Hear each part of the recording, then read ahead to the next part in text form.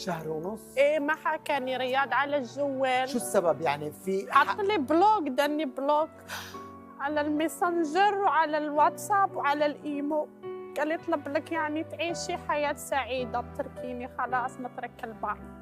هو عمل لك بلوك، يعني هو انهى العلاقه؟ ايه عمل لي بلوك هو، ولكن انا ما استسلمت.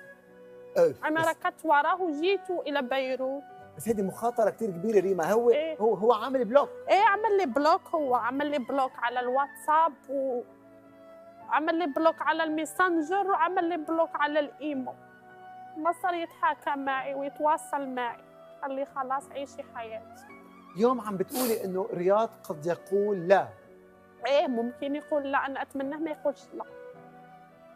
اتمناه يعني ما يقول